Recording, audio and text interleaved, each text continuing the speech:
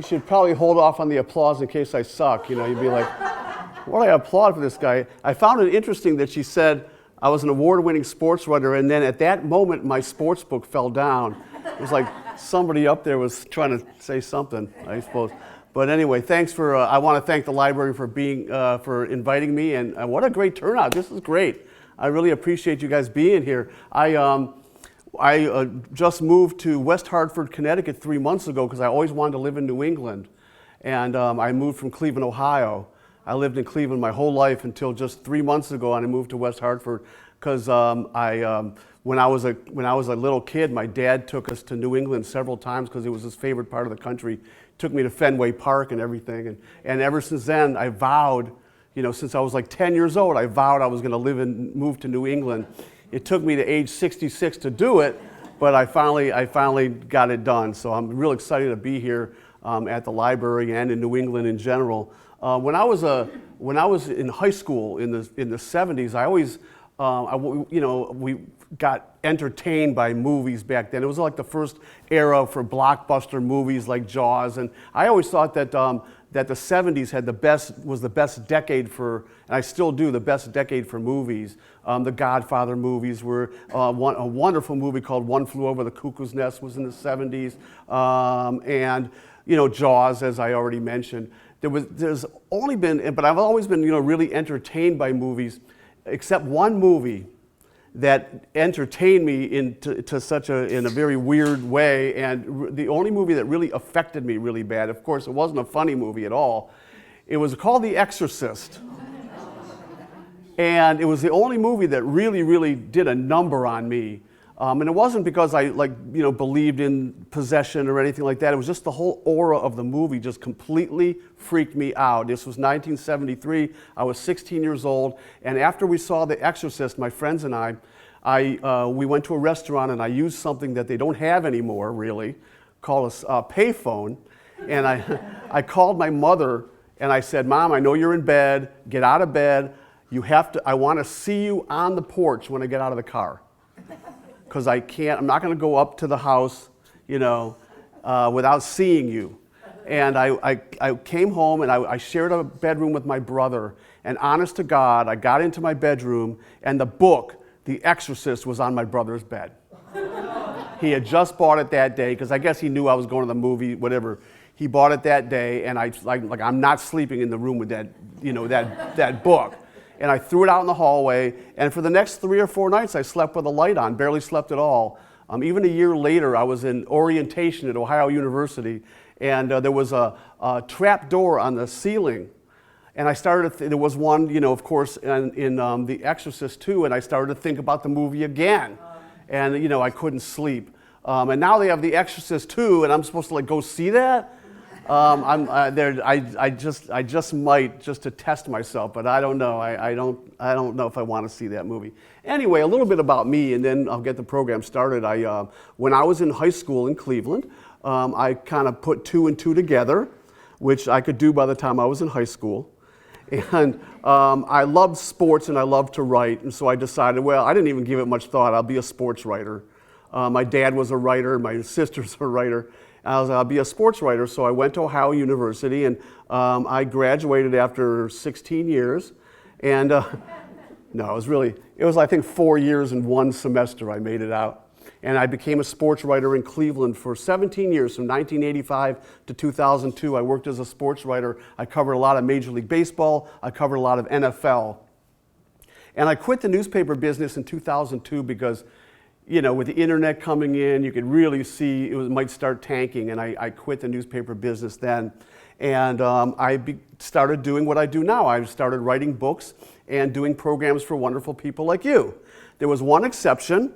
From 2009 to 2012, I hooked up with CBS Sports, and I started covering, on a full-time basis, I started covering the Cleveland Browns, as opposed to a football team. It was like the movie Groundhog Day. The guy wakes up, he's in the same. That's what it was like covering the Browns for 4 years. It was 4 different seasons, but it was the same season, every time, 4-12. While you guys are like watching Super Bowls and enjoying Tom Brady and maybe going to a Super Bowl parade and the playoffs and everything, pity me, because I had to cover the Browns for 4 years. Anyway, CBS ended that experiment with individuals covering NFL teams, and they put me on fantasy baseball and football. I started getting fantasy baseball and football advice, and I kept writing books, including my Red Sox book here, as you see, is that I'll talk about a little bit, after the program. But let's get this one started. Now, when people think about silent films, the first name that usually comes up is Charlie Chaplin. And Charlie Chaplin is considered to be one of the great actors of all time, either whether it was silent or not silent. But a lot of silent film aficionados are really big fans of Harold Lloyd. And this is a little clip from a Harold Lloyd movie called Safety Last. It's kind of a romantic comedy. And I'm going to show actually 2 clips from this. And this is called Safety Last. And here is a little clip from Safety Last. It's kind of like a famous scene. It's called the clock tower scene.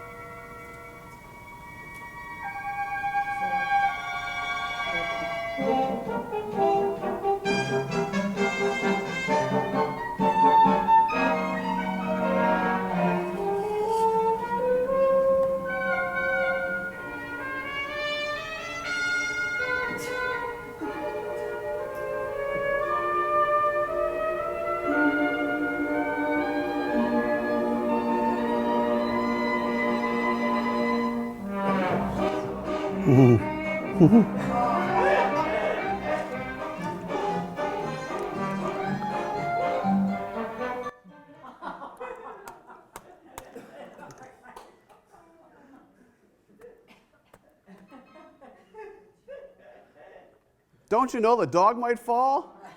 Gee whiz, I don't think he's too worried about that. Now, this is the second part of it because it's a pretty long scene, but I want you to catch this part too because this is kind of funny.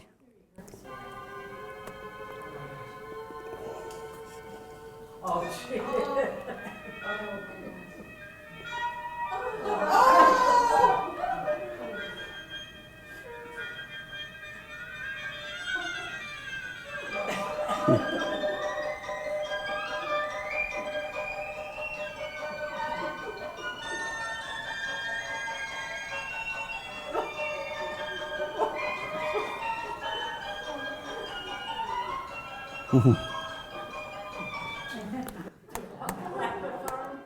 Isn't that, he's doing a dance for us, isn't that nice?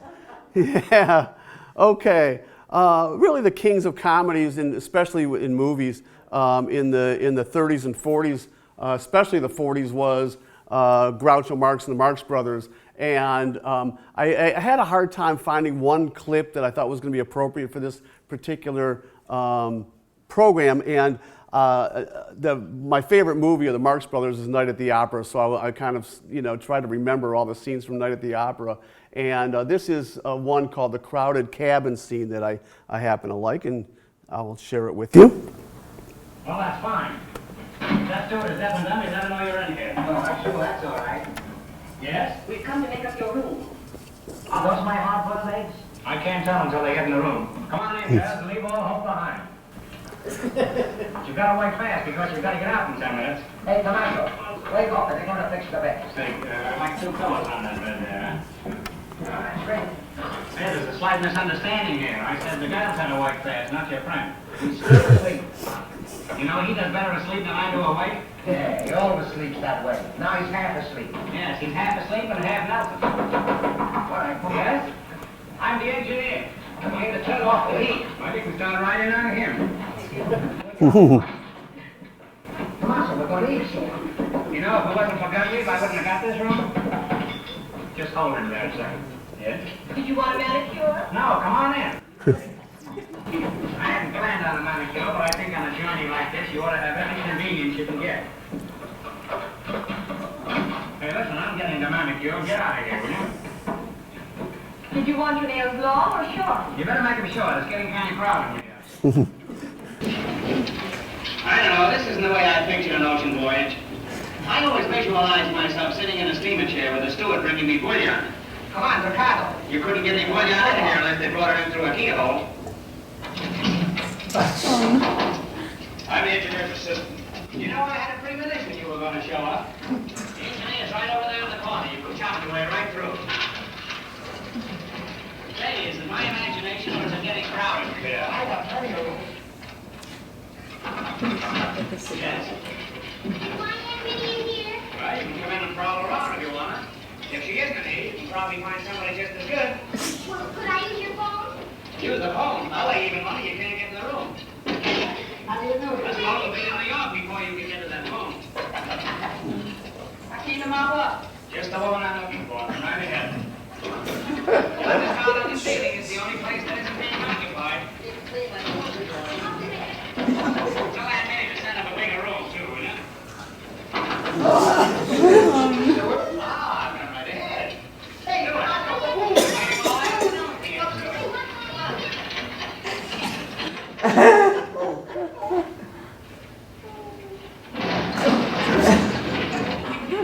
Okay. Okay, trivia question number one. Let's do some trivia here. There was a movie, 1965, about a New England town, unnamed, that outside of which, in the waters, a Soviet ship ran aground. The Russians are coming. I love it. That's right. Yeah. The Rush. Alan Arkin is my favorite actor. I love that. Oh, movie. Alan Arkin. Yeah, he just passed away. Yeah, you got it. I think you got that one. That's called "The Russians Are Coming." The Russians Are Coming. If you've never seen it before, you know, it had a very thoughtful ending too. It wasn't like a slapstick thing, like, you know, it's a mad world, which was around the same time, all slapstick. This was had a real thoughtful ending. Real good movie. The Russians Are Coming. The Russians Are Coming twice. Okay, now, what's that? Right, right. There wasn't, it wasn't like a real, it was just a small village, kind of like a village.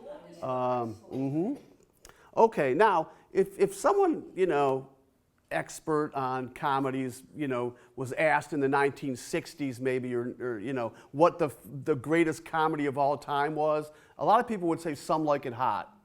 And comedy changed a lot after that, and I don't think too many people at this point would think it maybe was the greatest comedy of all time, but it was really wonderful. And the premise of this was there were two guys that actually saw too much of gangster activity, and they had to go into hiding, and they became, they dressed up as women, and they became band members, and they had a lot of adventures in this movie. And here's a little bit, Jack Lemmon's in this movie, and if you read other opinions of actors, famous actors about Jack Lemmon, they consider him to be like an acting god. They just, really have a lot of respect for him.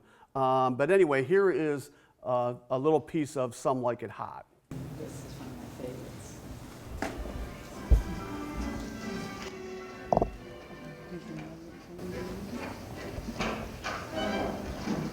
Pardon me, miss. Hang on. Help yourself. I'm Osgood Fielding III. Cinderella II. One thing I admire is a girl with a shapely ankle. Oh. Me too. Bye-bye. Let me carry one of the instruments. Oh, thank you. You're a sweetheart.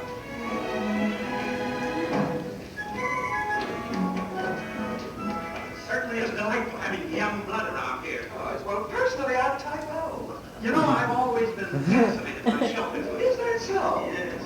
As a matter of fact, it's cost my family quite a bit of money. Oh, you invest in showgirls. I've been married 7 or 8 times.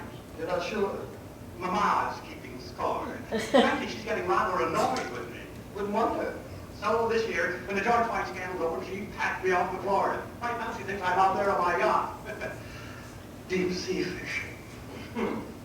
Well, putting your reel, Mr. Fielding, you're barking up the wrong fish. Well, if I promise not to be a naughty boy, how about dinner tonight? I'm sorry, I'll be on the bandstand. Oh, of course. Which of these instruments do you play? Oh, fiddle. Oh, fascinating. Do you use a bow or do you just pluck it? Most of the time, I slap it. You must be quite a girl. Well, a bet. My last wife was an acrobatic dancer.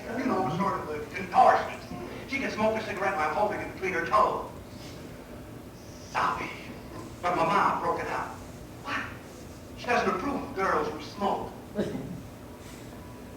Bye-bye, Mr. Field. Bye-bye. This is where I get off. Oh, no. No. You don't get off that easy. All right, driver. Once around the park, slowly. And keep your eyes on the road.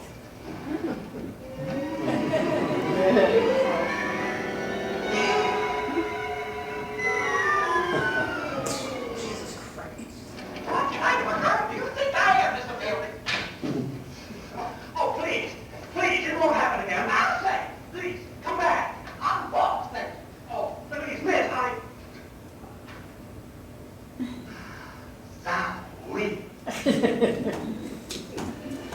Okay.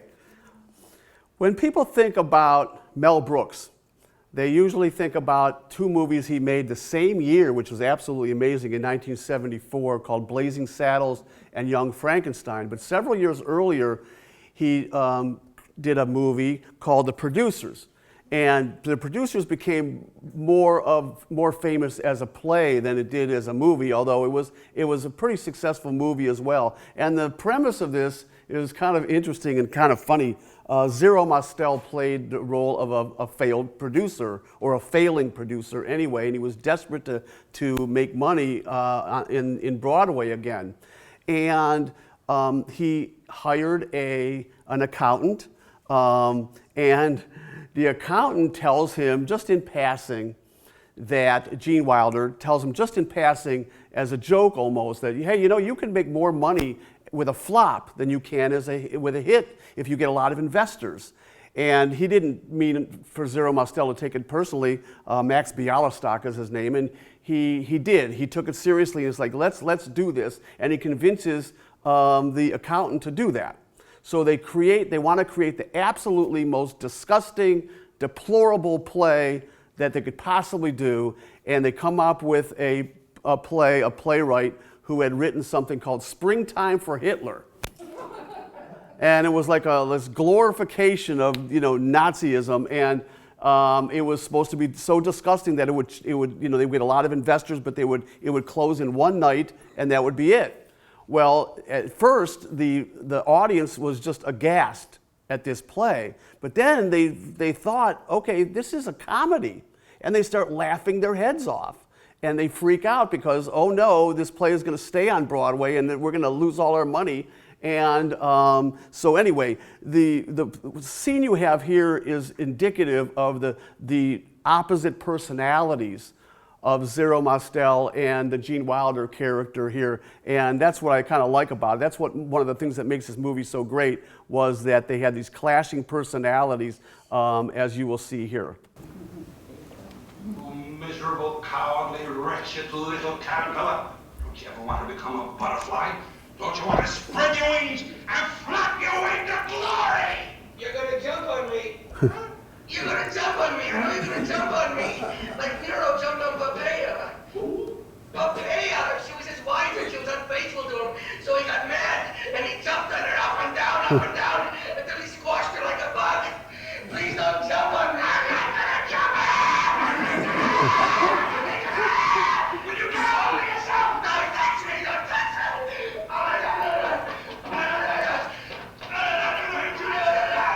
I'm hysterical. I'm having hysterics. I'm hysterical. I can't stop when I get like this. I can't stop. I'm hysterical. I'm wet. I'm wet. I'm hysterical and I'm wet. I'm in pain. And I'm wet. And I'm still hysterical. No, don't hit. It doesn't help. It'll increase my sense of danger. What can I do? You can't make me hysterical. Go away. You frighten me. Throw there. Okay, let's do another trivia question. Who for many years was the leading lady in Woody Allen movies and actually won an Oscar for Annie Hall? Very good. Only like 12 of you got that one. Okay. I don't think I'm going to be sliding anything by you guys today. We'll see how that goes. One of my favorite movies that I used to watch go with my friends in the 1970s. There was one in the 1960s. I didn't think the original was very good, but then some of the movies after that were really funny. The Pink Panther movies. And Peter Sellers, it's a shame that he died so young, because he was really a comedic genius. And this is, I think, there's a couple scenes from Pink Panther movies that I like in particular, but this one's my favorite because he's such a good slapstick, such a good physical comedian, as well as like his delivery was just wonderful. And this is when there is a murder at an estate, and he is interrogating the staff, and he doesn't, needless to say, he doesn't do a very good job of it. So this is Peter Sellers as Inspector Clouseau interrogating the staff. Yes, so coming back now. Yes.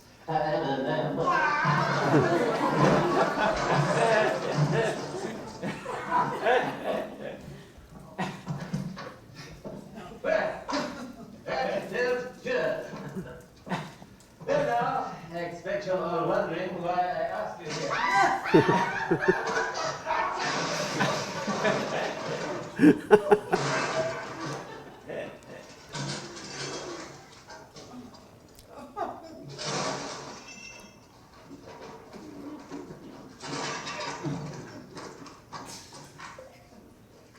It's obvious that the night that wore that suit did not last very long.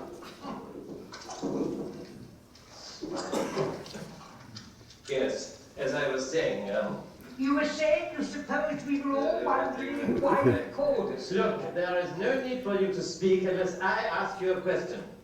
What is your name? I'm Shock the gardener. And what is it you do?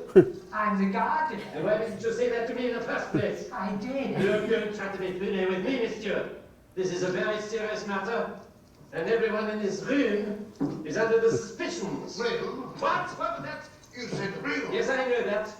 And there was a very good chance that someone in this room knows more about the murder than he is telling. Murder? What was that you said? I said murder. What murder? Well, I don't believe you said murder. I said murder. You said murder. No, I said murder because you said murder. I said murder. You said there was someone in this room who knew more about the murder than he's telling. Now listen.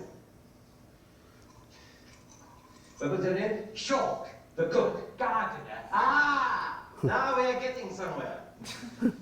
You! Dr. Stacker. Who is this man? He's Mr. Stutterstuck. I see. What is your job, Mr. Stuckerstuff? He's the beekeeper. I'm not asking you. I'm asking Mr. Stuffsucker. What's that? What is he saying to you? What was that? He says he's got a bit of a cold and he's lost his voice. Lost his voice. A beekeeper who has lost his voice. A cook who thinks he's a gardener. And a witness to murder. Oh yes. It is obvious to that trained eye that there is much more going on here than meets the ear.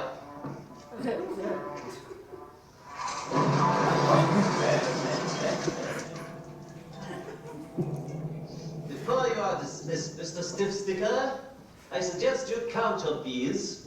You may find that one of them is missing. You ruined that piano. What is the price of one piano compared to the terrible crime that has been committed here? But that's a priceless Steinway. Not anymore. What is your name?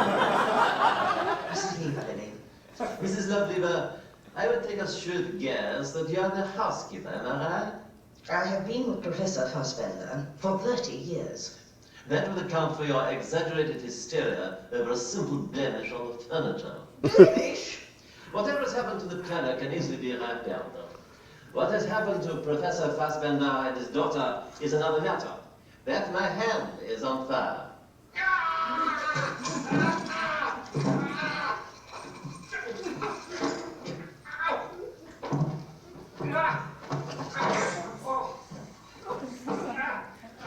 What's going on? Oh, good afternoon, sir. Inspector Crusoe has been interrogating the staff. Inspector Crusoe is Superintendent Grillen. Oh, it's better. Superintendent.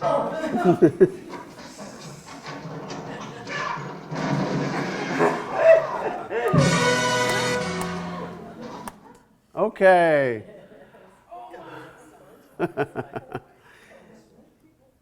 There's so many comedies that I love, but if someone was to really, press me on my favorite comedy of all time, it was not an American-made one. It was Monty Python and the Holy Grail. And there's been a lot of debate over the years. And, there's kids who were born 20 years, after this movie was made that can recite this movie like line for line. It's like such a cult classic, just wonderful. And there are a lot of people that believe, and I'm not one of them, but there were a lot of people who believe that a movie called Life of Brian was better than the Holy Grail. And I like Life of Brian as well, but I thought there were some weak little snippets of that movie. And I thought Monty Python and the Holy Grail was just funny as hell throughout, like just one scene after the next. And it was really, the comedy had really started to Monty Python had helped comedy change in general with the TV show and then the movies to a more, to greater absurdity. And which I love. I love absurdity. I love exaggeration. I love physical exaggeration and absurd comedy. And this is one of my favorite scenes. And there's a little blood in it, but don't mind. It's probably tomato soup or whatever is coming out of them. And in this scene, King Arthur. This is what's fun. This is from the year 932. That wasn't when the movie was made. That was the 932 in the Middle Ages. And one of the funny things about this movie was that they all rode around on horses, but there were no horses. They just made horse sounds. They galloped around making horse sounds by banging two ends of coconut together. So that's kind of cool. And anyway, this scene, King Arthur runs into the Black Knight, who seems really, really, really tough until they start having a sword fight, and then it gets completely ridiculous, as you will see here.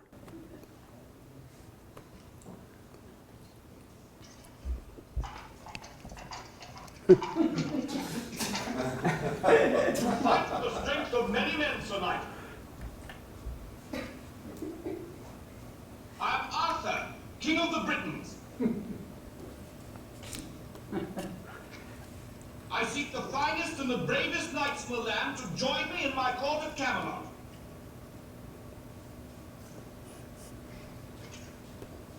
You have proved yourself worthy. Will you join me?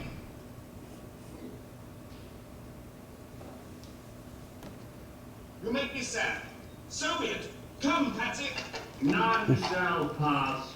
What? None shall pass. I have no quarrel with you, good Sir Knight, but I must cross this bridge. Then you shall die.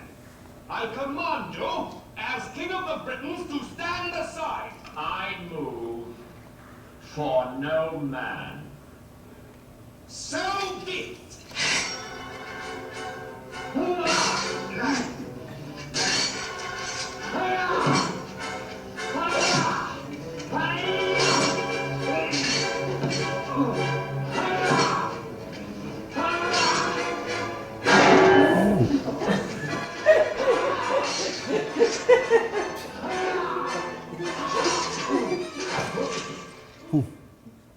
Now stand aside, worthy adversary. 'Tis but a scratch. A scratch. Your arms off. But what's that then? I've heard worse. You lie.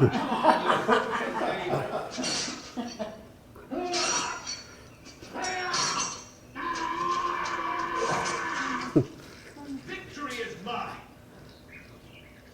You thank me, Lord, that in thy Come on, then. You're indeed brave tonight, but the fight is mine. Oh, well enough, eh? Look, you stupid bastard, you've got no arms left. Look, It's a flesh wound. look, stop that, chicken. Chicken. Right. Right, I'll do you for that. What? Come here. What are you going to do, bleed on me? Oh, You're a lunatic. the Black Knight always triumphs. Hammer to. Come on, then.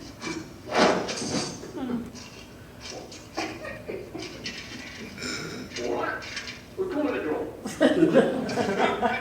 Oh, I see. Running away. You bastards, come back here and take what's coming to you. I'll bite your legs off.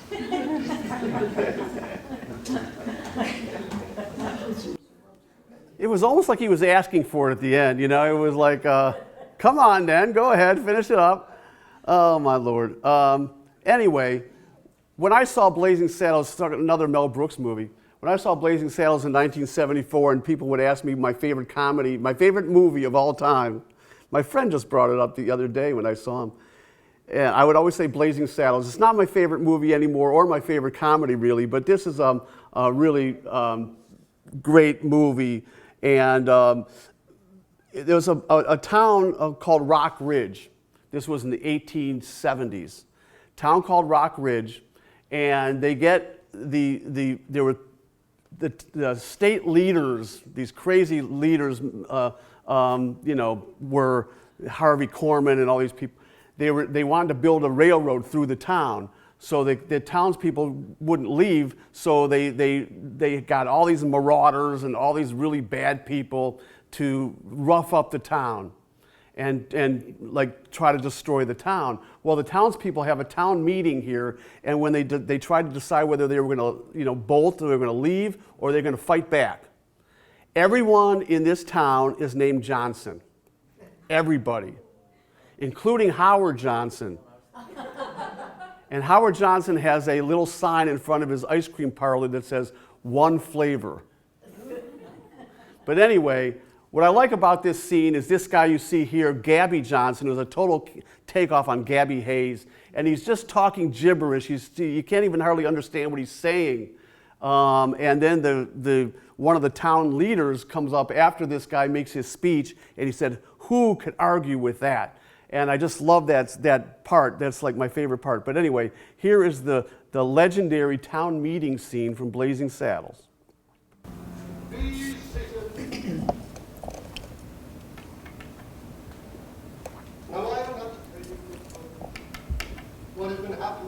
our beloved little Sheriff murdered, crops burned, stores looted, people stampeded, and cattle raped.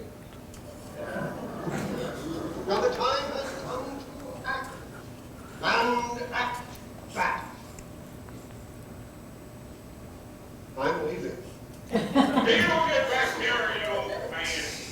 Then there, say, waiter, there's no way that nobody's gonna leave this town.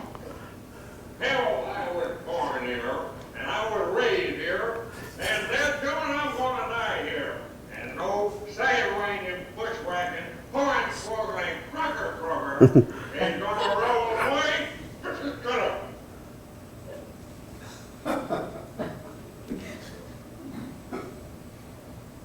Now, who can argue with that?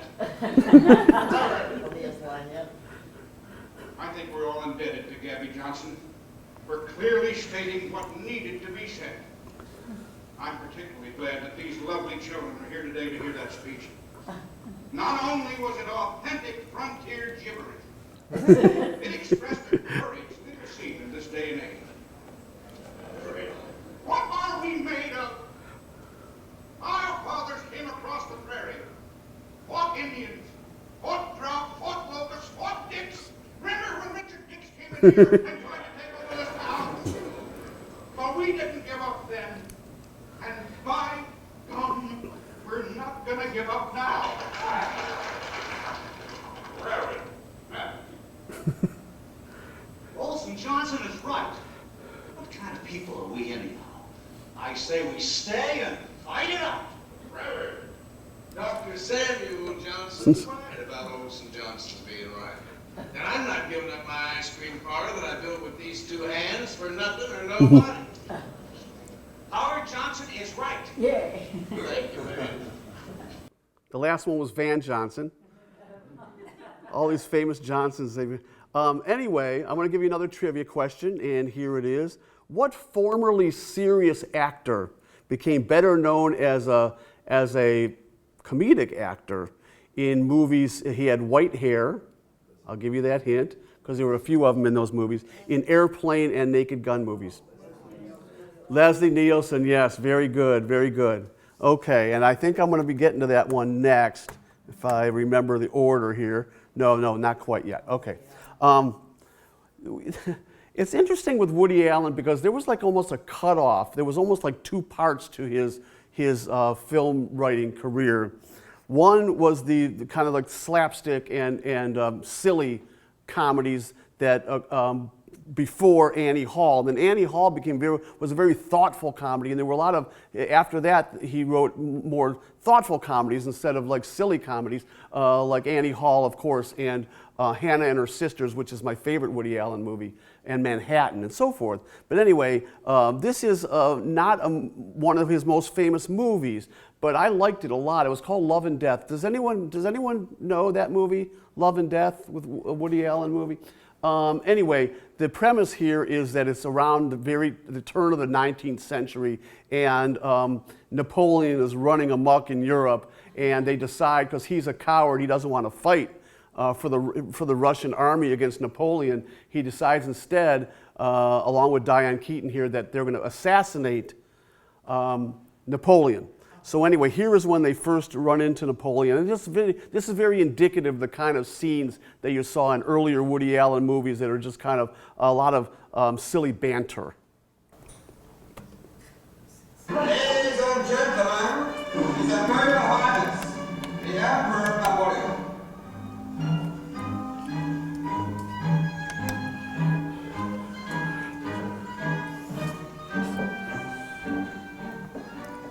So you are Don Francisco? Yes, I have regards from your brother in Spain. Says you went away, you don't write, nothing. Comes a Friday night, he never hears from you. You took his crazy and never returned it. This is an honor for me. No, it's a greater honor for me. No, a greater honor for me. No, it's a greater honor for me. No, a greater honor for me. Well, perhaps you're right. Perhaps it is a greater honor for you. You must be Don Francisco's sister. No, you must be Don Francisco's sister. No, you must be Don Francisco's sister. No, you must be Don Francisco's sister. No, it's a greater honor for me. I see our Spanish guests have a sense of humor. Yes, Yeah, she's a great kidder. No, you're a great kidder. No, you're Don Francisco's sister. Shall we dine? Oh, can we eat first? Okay. Here we go. I love, you know what? I love the airplane movies because I like puns, a lot of puns in those airplane movies. And I think there's been like debates among people that like this whole run of movies that the same people were making. Whether the airplane movies or the Naked Gun movies were better. And I really think that the first Naked Gun movie was the best of all of them. And I was watching, who remembers Siskel and Ebert? They were the movie reviewers, right? Yeah, thumbs up, thumbs down. I used to always watch them to kind of get ideas as to which movies I wanted to see that week or that month. And they thought, and it was a very interesting take, they said that Leslie Nielsen gets ignored in the Oscars and should have been nominated for an Oscar for this particular movie because they said, you have no idea how difficult it is to do comedy at that level with a straight face, which is what he had to do. He always had to do comedy with a straight face. They thought it was genius the way he was able to do that. And this movie is, what you're going to see here is an example. This is, he's going after a couple, he's going after a crook, and in a car chase scene, but he gets into the wrong kind of vehicle to make this chase, and so this is what happens from there. This is the first Naked Gun. I must kill Nordberg. By the way, look at how he overreacts at the pillow getting thrown at his face. Must kill Nordberg.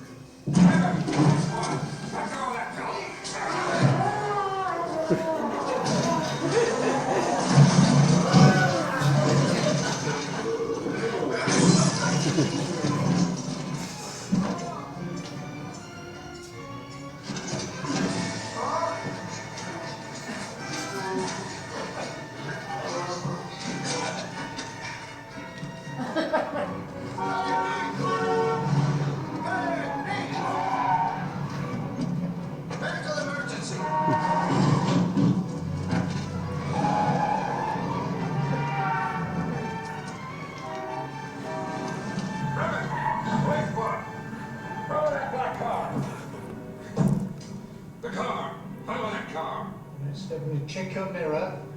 Signal. Now you're ready.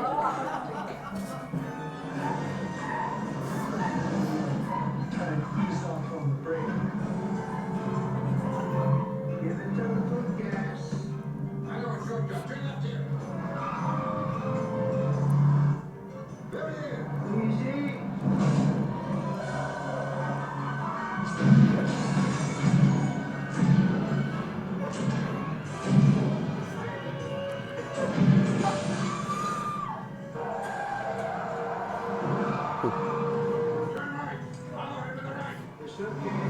You would not be going 65 down the wrong way of a one-way street. Apply the brakes. Now push in reverse.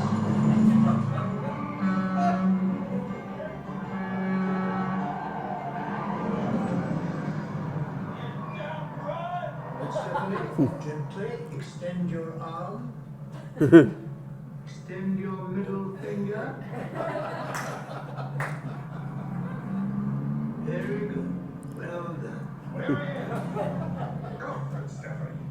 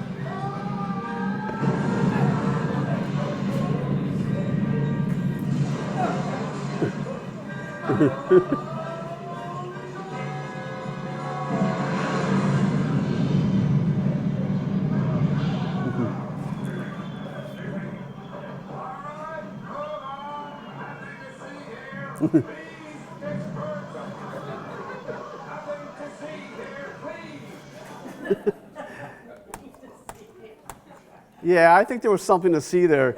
That line, "nothing to see here," has become one of the most famous lines in the history of comedies, as did the scene from Monty Python and the Holy Grail when the guy says the knight has both arms off and he says, "It's just a flesh wound." That is also one of the great moments.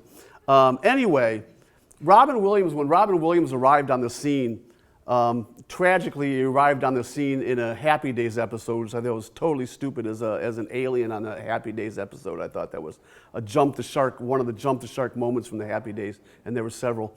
But anyway, he dominated Mork and Mindy. And Mork and Mindy was a pretty good show, but I mean, he was so dominant as the comedic figure in that show. You know, it was so obvious. And when he started doing movies, they were trying to, come up with movie vehicles for him that was worthy of his talents. And I think this one really, really was. This is Mrs. Doubtfire. And in this movie, he is getting divorced from the Sally Fields character. And the judge decrees that he is unstable and he can't he can't have the kids anymore, basically. He can only see them every couple of weeks with a liaison, and he loves his kids. I mean, he's just.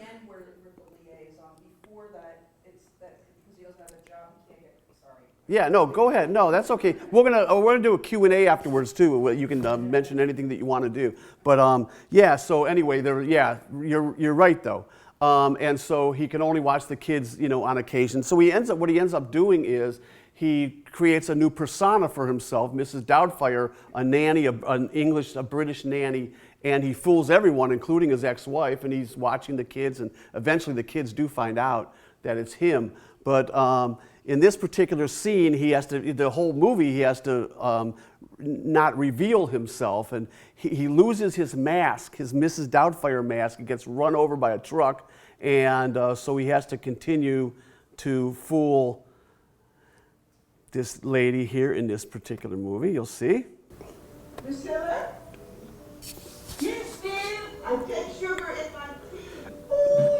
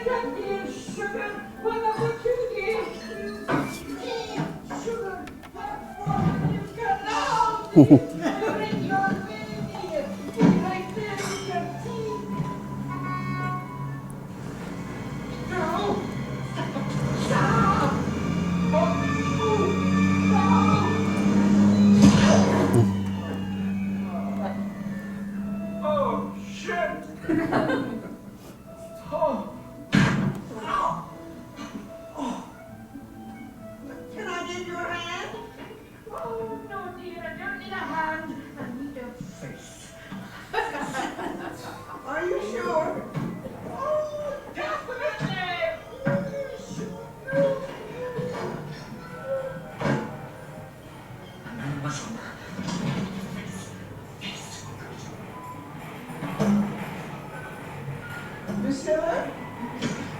The water's boiling. Oh, I'm sorry to frighten you, dear. I must look like a yeti in this getup. This is my nightly meringue mask, part of my beauty regimen. What it is basically egg whites, creme fraiche, pine sugar, vanilla, and a little touch of that.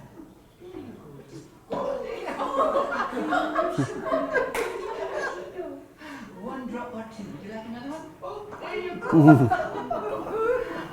As you can see, I can't stay with you, dear. I'm melting like a snow cone in Phoenix. There we go. I'll go get Danny, all right? He'll be right with you. Hold on. It was lovely to have met you. Lovely to meet you. Okay. I think this is kind of a historically underrated comedy called Planes, Trains, and Automobiles. And in this movie, they teamed up Steve Martin with John Candy. And Steve Martin was almost a straight man in this movie.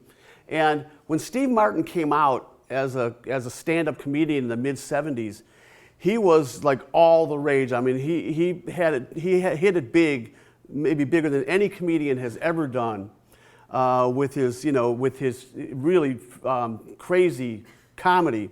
And when I was living in Cleveland, which I did almost my whole life, he had back-to-back shows at the Cleveland Coliseum, at the Richfield Coliseum, 22,000 seats, back-to-back shows, 2 nights in a row, sold out. So you're talking about 44,000 people coming to see a stand-up comedian in 2 nights, which is crazy. I mean, that probably could never have happened again.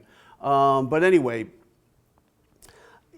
I never really thought his movie career stood up to the greatness he had as a stand-up comedian. He had some good movies, and this is obviously one of them.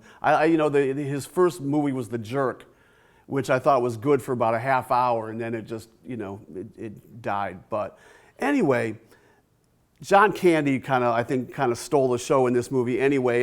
And what's going on here is that Steve Martin it's in the middle of winter and they're trying to get home for the holidays, and Steve Martin and John Candy hook up because all the planes aren't flying, and the train, goes off the rails, and they can't figure out a way to get home. So they use all sorts of modes of transportation. They finally find this, get this car, and John Candy, as he's driving this car, he gets his coat caught on both ends of the seat, and he has to drive with his legs, and he gets all messed up. Anyway, he ends up going full bore the wrong way on a one-way highway, and you'll see how that turns out. He doesn't even know he's going the wrong way until people are trying to tell him he's going the wrong way, but he misinterprets. I hope you're enjoying it. How about half the hour?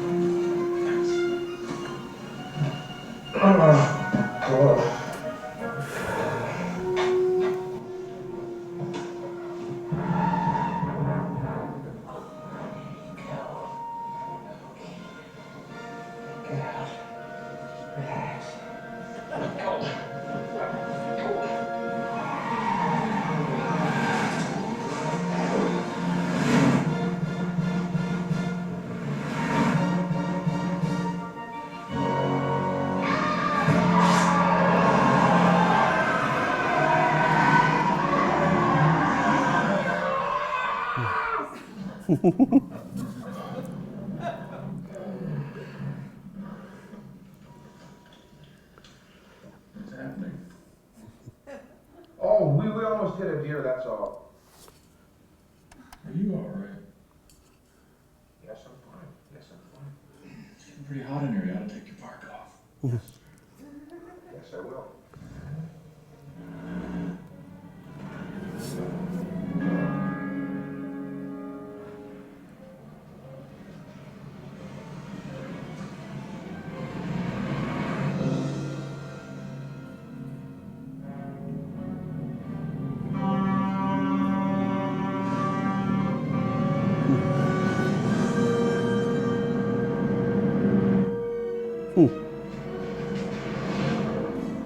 Holy shit! Is that guy on the wrong side of the highway? He's going to kill somebody! Hey! Hey!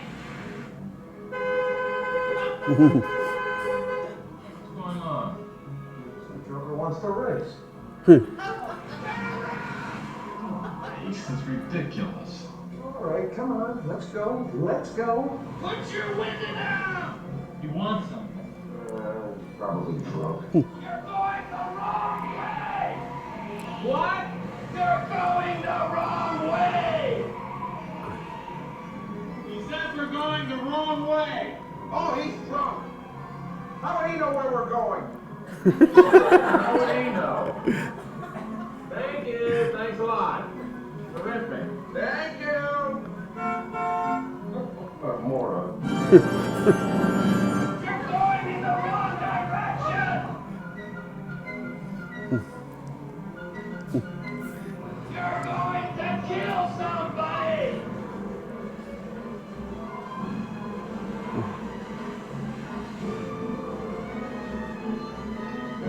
You're going the wrong way!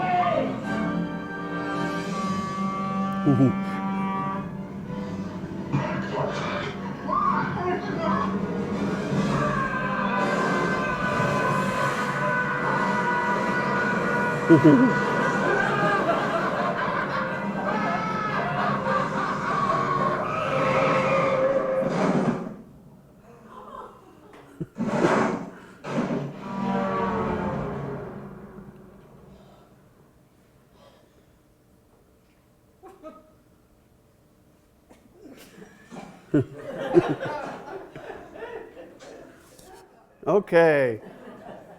Here's another trivia question for you.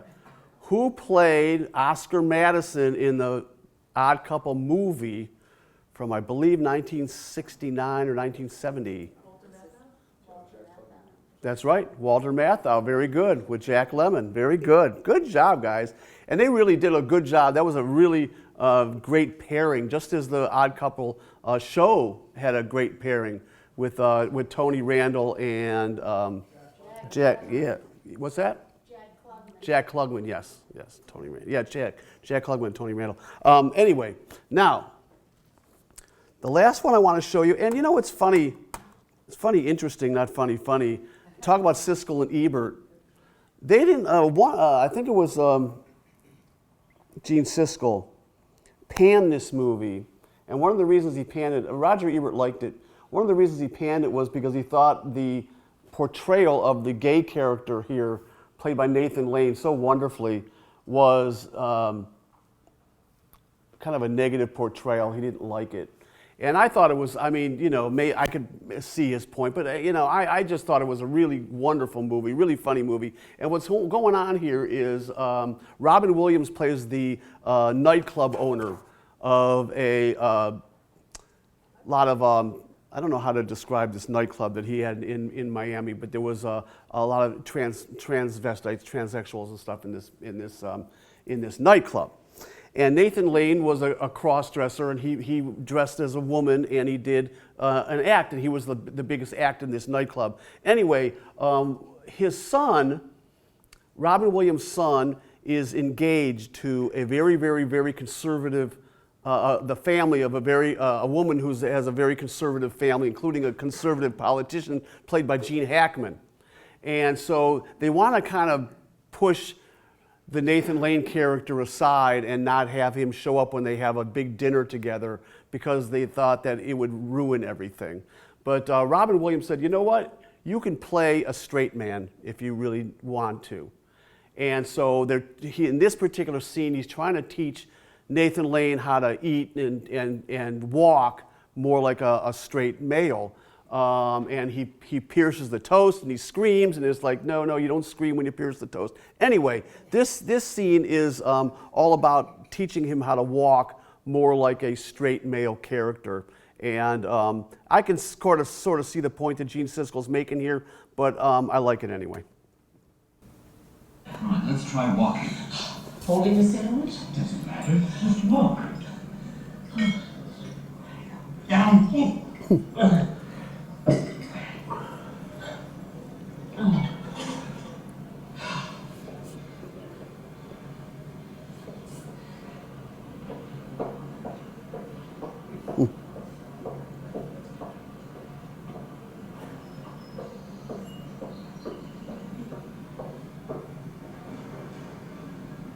Too squishy? Let me give you an image. It's a cliche, but it's an image. John Wayne. Oh, God. Couldn't we start with someone easier? You're a big fan. He's got a very distinctive walk, very easy to imitate, and if anyone was a man, why not try it? Just get off your horse and head into the saloon. Here's the cowboy hat.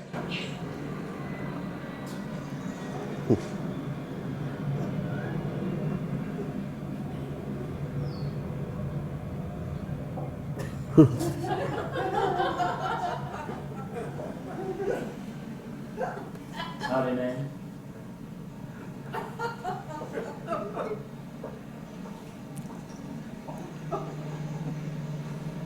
No good? Actually, it's perfect. I just never realized John Wayne walked. Okay. Okay, now what I'm going to do is turn the program over to you wonderful people. I want to thank you so much for being here, and I want to take any questions or comments that you might have. Yes? So the first clip was Harold Lloyd. I heard that he did all those stunts without a net in the actual locations. Yeah, he did. There was there was some photography that they were doing, or filmmaking that they were doing. He obviously wasn't on a tall building, but no, he wasn't. But he did. That's true. And there were times where he did some things that were actually a little bit dangerous. But I don't know if that was one of them. I think, I'm not sure exactly how they did that, but it's a great scene anyway. And a lot of people that are really into, there was a friend of mine that I had in high school that was really into silent films. And he was a big fan of Harold Lloyd. He thought Harold Lloyd was the king of silent films, even though most people really, first name they come up with is Charlie Chaplin, but Harold Lloyd, and there were several others that were Buster Keaton and whoever. Yeah.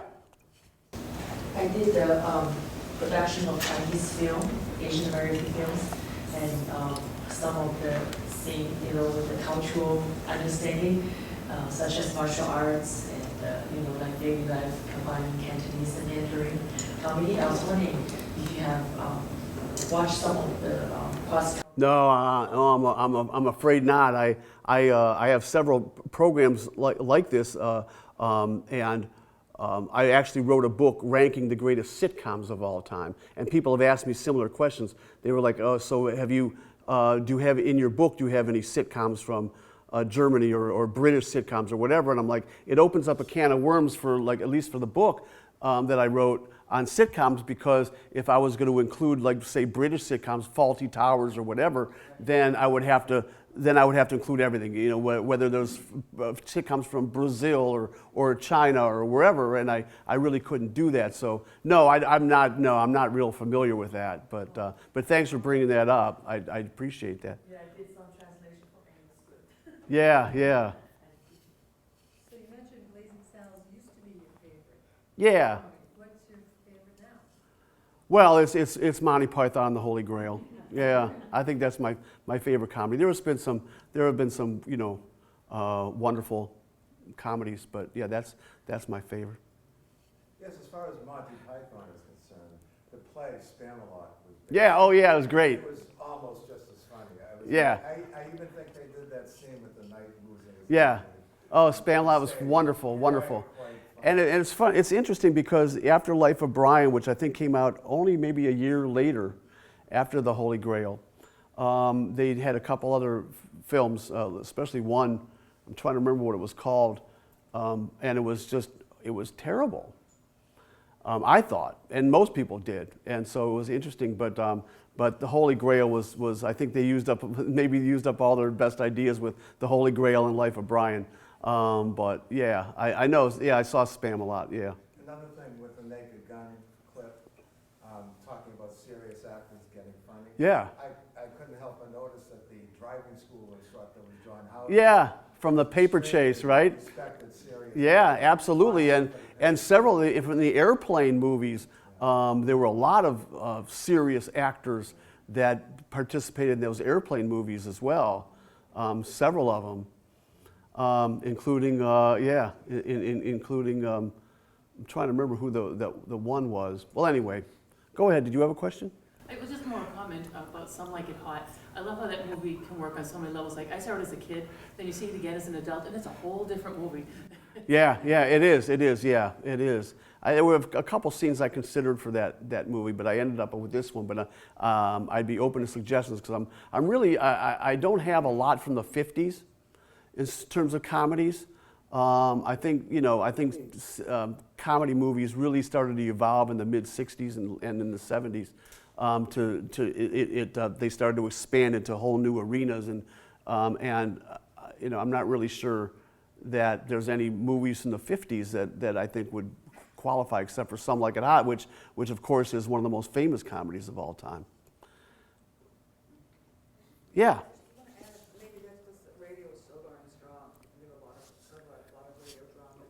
This was TV was being born. Yeah, well, I Love Lucy and The Honeymooners are coming out. Yeah, well, that's true. I don't know.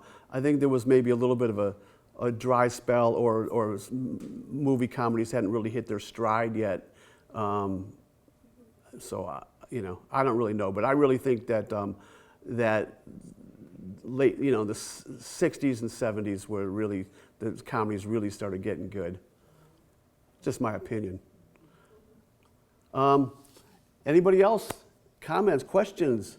Yeah. Yeah, I don't want to be a killjoy about acting prowess, but when it comes to film, I wouldn't give too much credit to an actor keeping a straight face, because they do about 30 takes. Oh, that's true, yeah. A lot of these films will show you the outtakes, and they're cracking up all the time. Oh yeah, that's probably true. I was kind of parroting what Siskel and Ebert were saying about it, and they seem to know their stuff, but I think that comedies in general get short shrift in the Academy Awards. They really, really do. Another comment. I saw an interview with Leslie Nielsen's children. I think he had a couple daughters. And they said that up until he did those movies, he was a very serious man. Yeah. And then after the movies, he started buying whoopee cushions. Oh, I didn't know that. Yeah, I didn't know that. I just thought he was a serious actor, more or less. But yeah, that's funny. That's funny. One other thing I do want to bring up. With the holidays only 4 months away, you might want to start thinking about what you're going to get your loved ones for the holidays or yourselves. Actually, I'm going to show you two books real quick, and then I'll let you guys go. But I was a sports writer my whole life. I covered Major League Baseball for 20 years, and I ended up writing a series of books on the only books that cover the entire histories of Major League Baseball franchises, including, of course, the Red Sox, which was the first one I did. And this is about 25 chapters of the greatest and most interesting teams and players and events and moments in Red Sox history. And I won more than 45 awards as a sports writer. Oh, that's okay. Well, you shouldn't clap because I had to pay the judges. But I won the awards. Technically, I still won the awards. And I autograph and I personalize all my books for free. And I want to let you folks in on a little secret here. My autograph adds 3 cents to the value of this book. So you could buy this book for $20 and then you could sell it for $20.03. So there you go. If you know of any Red Sox fans, it makes a really good gift. I take cash, credit, or check. And as you see here with this program, I am also a pop culture historian. And I wrote the only book that ranks 1 to 100 the greatest cartoon characters of all time. We based it on different criteria. And there's 100 years of cartoon characters in here. Evil characters, funny characters, superheroes. They're all in here. The voice of SpongeBob SquarePants, who is the most famous character of the 21st century, most popular anyway. His name is Tom Kenny. He wrote the foreword to this book. And my co-author is the resident cartoonist for the Charles Schulz Museum in Santa Rosa, California. So the people think, oh, it's just a book for kids. It's not. It's a book for all ages. And it's full color coffee table book. And it's a $45 book, $45, and I sell it for $30 at libraries. So you get 33% off the book, and it's really fun. So if you want, I'm going to be here for another, if you want to leaf through my books or, purchase them, I'm going to be here for another 10 minutes. Unless no one wants my books, then I'll leave in like 1 minute. But feel free. I'll autograph and personalize the books for free for whoever you'd like. And like I say, take cash, credit, or check. Thank you so much for being here. You guys are really a great audience. I appreciate it.